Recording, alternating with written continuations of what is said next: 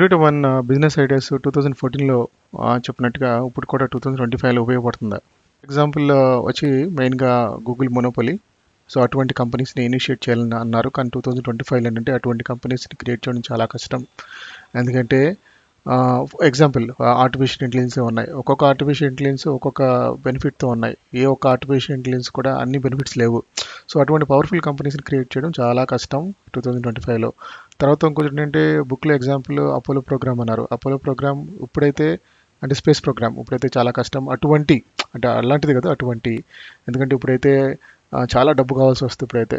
Okay, తర్వాత man power కావాలి, తర్వాత ఏమో ఎథికల్గా క్లైమేట్గా చాలా సమాధానం చెప్పాల్సి వస్తుంది అటువంటి ప్రోగ్రామ్స్ కానీ అటువంటి కంపెనీస్ని స్టార్ట్ చేయడానికి, అటువంటి హ్యూజ్ ఇనిషియేటివ్ చేయడానికి.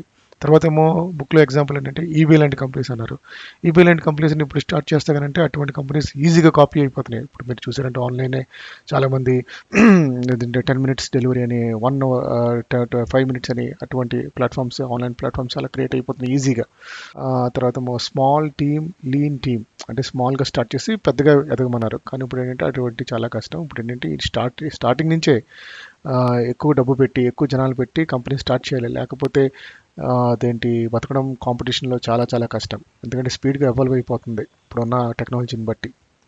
ఇంకోటి అంటే యాపిల్ లాంటి ఒక క్లోజ్డ్ సీక్రెట్స్ ఉండాలి అంటున్నారు, కానీ అటువంటి మెయింటైన్ చేయడం ఇప్పుడు చాలా కష్టం. ఎందుకంటే యాప్స్ కానీ బిజినెస్ ఐడియాస్ కానీ అంటే ఒక కోడింగ్ కానీ ఒక యాప్ యొక్క కోడింగ్ కానీ అటువంటివన్నీ కూడా డిజైన్స్ కానీ అటువంటివన్నీ కూడా ఈజీగా ప్లాట్ఫామ్లో ఆన్లైన్లో షేర్ అయిపోతున్నాయి.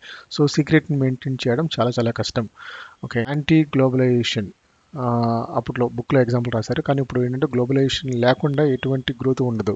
ఇప్పుడు మీరు ఇప్పుడు ఎగ్జాంపుల్ చూస్తున్నారంటే ఈ సెమీ కండక్టర్స్, చిప్స్, మెటీరియల్స్ అన్నీ కూడా చైనా నుంచి యూఎస్కి వెళ్ళాలి, లేకపోతే అలాగా ఒక దేశం నుంచి ఇంకో దేశానికి వెళ్తేనే కానీ చిప్స్ కానీ సెమీ కండక్టర్స్ కానీ ఇప్పుడు ప్రిపేర్ అవ్వట్లేదు. Product over strong sales.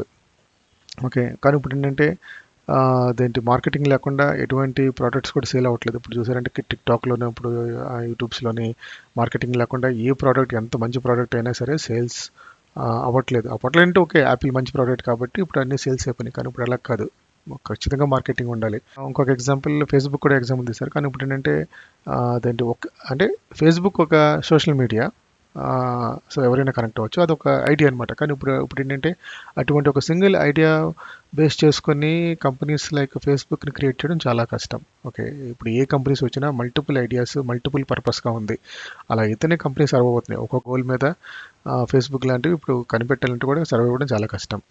Okay, so ఇటువంటి ఒక మంచి మంచి ఎగ్జాంపుల్స్ ఆయన ఇచ్చారు.